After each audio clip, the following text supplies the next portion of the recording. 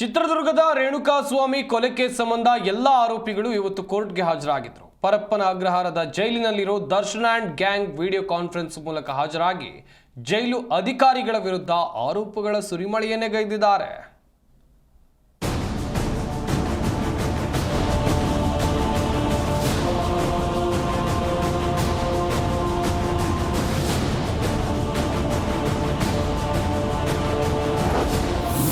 Conference ಮೂಲಕ judge ಮುಂದೆ ದರ್ಶನ್,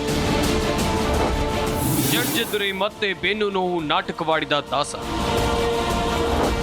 ನಿಂಬು ಹಾಸಿಗೆ ವಿಚಾರಣೆ ಮಂಗಳವಾರಕ್ಕೆ ಮುಂದೂಡಿಕೆ. ಬೆಂಗಳೂರಿನ 64ನೇ ಸೆಷನ್ ಕೋರ್ಟ್ನಲ್ಲಿ ಚಿತ್ರದುರ್ಗದ ರೇಣುಕಾಸ್ವಾಮಿ ಕೊಲೆ ಕೇಸ್ ವಿಚಾರಣೆ ನಡೆಯಿತು. ಕೊಲೆ ಕೇಸ್ ಆರೋಪಿ ನಟ ದರ್ಶನ್ ಸೇರಿದಂತೆ ಎಲ್ಲ ಆರೋಪಿಗಳು ಬೆಂಗಳೂರಿನ ಪರಪ್ಪನ ಅಗ್ರಹಾರ ಜೈಲಿನಿಂದ ವಿಡಿಯೋ ಕಾನ್ಫರೆನ್ಸ್ ಮೂಲಕ ವಿಚಾರಣೆಗೆ ಹಾಜರಾಗಿದ್ದರು.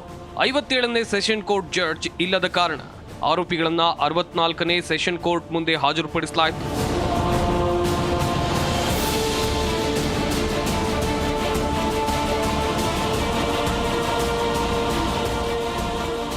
ಬಿಳಿ ಬಣ್ಣದ ಜಾಕೆಟ್ ಧರಿಸಿ ವಿಚಾರಣೆಗೆ ಹಾಜರಾಗಿದ್ದ ನಟ ದರ್ಶನ್ ವಿಡಿಯೋ ಮೂಲಕವೇ ತಮಗೆ ಬೆನ್ನು ನೋವಿದೆ ಅಂತ ತೋರಿಸಿಕೊಳ್ತಾ ಇದ್ರು.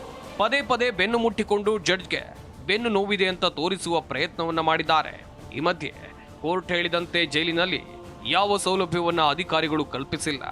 ನೀವು ಹೇಳಿದಂತೆ ವಾಕಿಂಗ್ಗೆ ಅವಕಾಶವನ್ನ ಕೊಟ್ಟಿಲ್ಲ.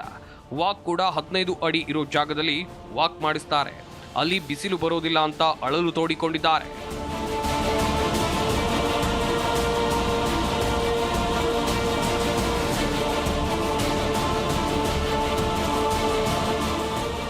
ಏನು ವಿಡಿಯೋ ಕಾನ್ಫರೆನ್ಸ್ ಮೂಲಕವೇ A1 ಆರೋಪಿ ಪವಿತ್ರ ಗೌಡ ಕೂಡ ವಿಚಾರಣೆಗೆ ಹಾಜರಾಗಿದ್ರು. ಜೈಲು ಅಧಿಕಾರಿಗಳ ಹಾಜರಿಗೆ ಸೂಚನೆ ನೀಡಿರುವ ನ್ಯಾಯಾಲಯ ಅಕ್ಟೋಬರ್ 9ಕ್ಕೆ ವಿಚಾರಣೆಯನ್ನ ಮುಂದೂಡಿದ್ದಾರೆ.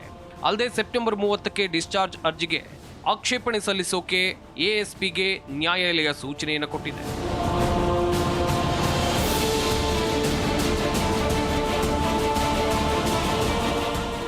ಭವ್ಯ ಸುನಿಲ್, ಜಿ ಕನ್ನಡ ನ್ಯೂಸ್, ಬೆಂಗಳೂರು.